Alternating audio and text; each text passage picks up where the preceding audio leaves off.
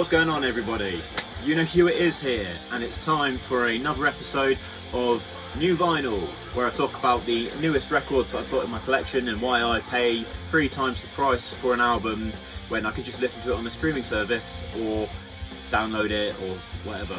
But I love vinyl, my favourite format to listen to. I think that's how music should be experienced. It's closer to the artist's representation. But enough bullshitting. Background music today, I've got In Flames, Oracle. Now, I recently talked about this particular CD on my first episode of a new CD, which I went into a few days ago. So yeah, just amazing 1997 Melodeath record from the legends themselves, In Flames. This is probably my favourite In Flames album these days. I just absolutely love the production, I love the vocals, the guitar work is amazing, the guitar tones are amazing. If you're a Melodeath fan, you know this album, of course you do. If you're a death metal fan, you know this album, of course you do. If you haven't listened to this album, what are you doing? Go listen to it, it's amazing. That is In Flames with Oracle. Okay, cool, so first album I'm going to talk about today is going to involve a little bit of censorship, courtesy of this post-it note, because apparently boobs offend some people.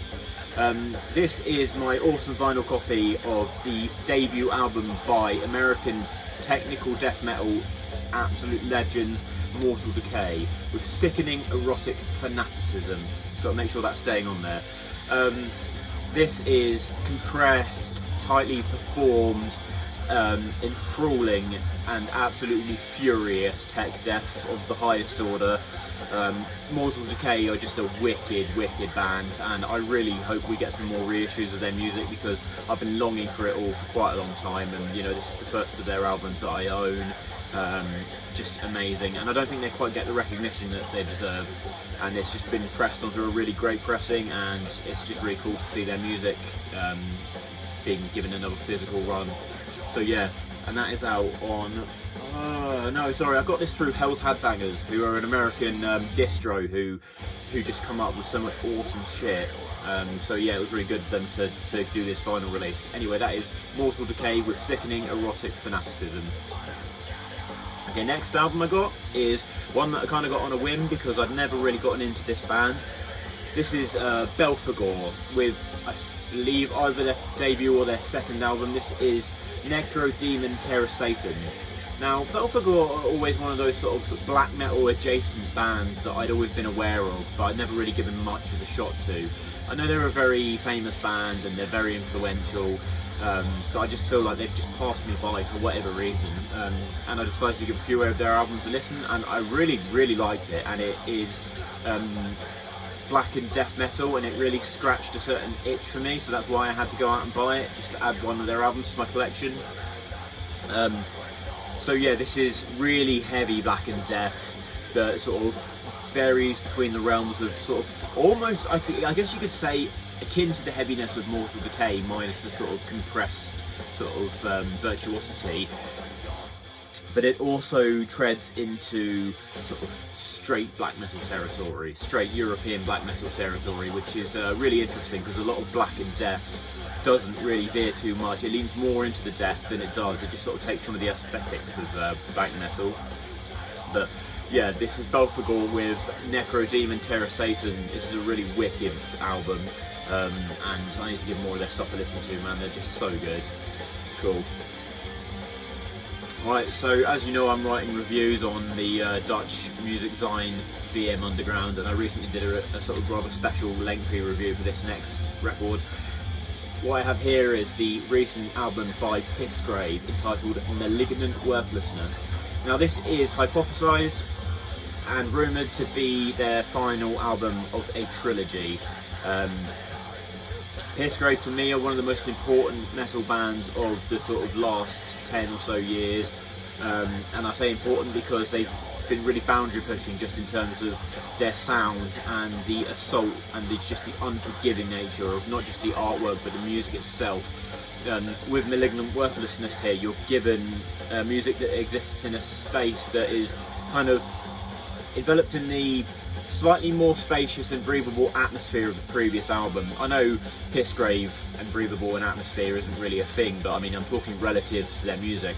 It has that space, but at the same time, the instrumentation is busier, it's more aggressive. I think this is their best album, and it is just so dark and just so devoid of humanity and compassion just in its sound. And the amazing thing about Pissgrave is they're one of the most brutal groups on the planet. Okay, I think I'm feeling a sneeze coming on, so hopefully that'll pass. And they're one of the most brutal bands on the planet, but they've never given in to the tropes that a lot of bands that are trying to be brutal give into, you know, and that's what sets them apart. They don't do the sort of monotone gurgled screams or 8-string guitars tuned down to minus fucking quadrillion.